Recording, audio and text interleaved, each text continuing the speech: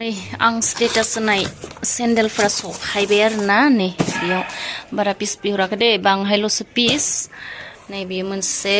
design जागोन नै बेबायदि डिजाइन जागोन आरोना बे मोनसे डिजाइन जागोन ओमफ्राय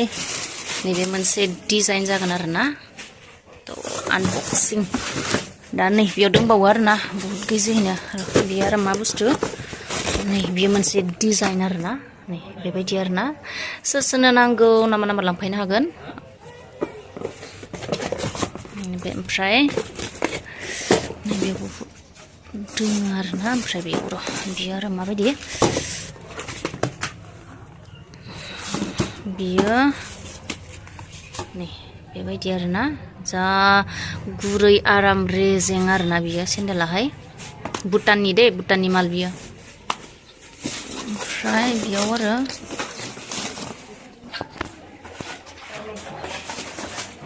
बेबायदि आरोना बेबायदिखौ आङो 4 पिसल' बिहरदों दै बारा एभेलेबेल गैया माला माने मालानो जोबजोबनानै दं आरोना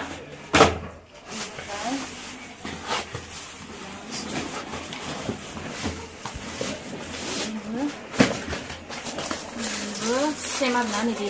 बेयो मोनसेया बेबायदि आरोना नैबे ब्लेक ओमफ्राय नैबे बेयो जाबाय वाइट नोंथांनि आबैया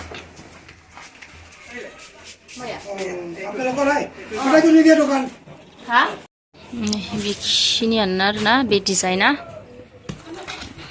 गोदान बेलेग आरोना ओमफ्राय बे मोनसे डिजाइन आरोना बे 10टा पिस खेमसिखौ 10टा पिस आरोना बियो बेयो मोनसे डिजाइन एखे आरोना सब नै बेबायदि डिजाइना जोब्बायमोन ना नैबे डिजाइनखौनो बिहरफिनदों आरोना आङो माबा साइज मिलायनानै एखे कालारा 3, 4, 5, 6, 7 बिदि साइज थाखायो ओमफ्रायो ब्लेकआबो बिदिनो साइज थालांखागोन आरो मोनसे माबायाव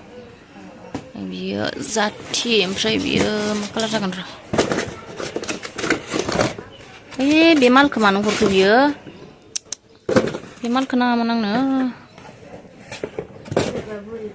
जाथि दे हरफिनगोन आङो बेफोर माला हायबाय आरोना खिन्थु बियो होमबाबो पेटियना बेलेग आरोना बै थाखानायनिसो बेलेग आरो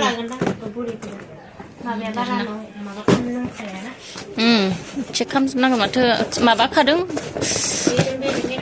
मिस्टेक हायोबाला माबाखागोन होनदों सफायबाय आरोना नै रावबो मानसि हमबाय साबा हमदोंमोन साबायाव साब्रैल' थांबाय सासे थाङाखै बिसोरो दा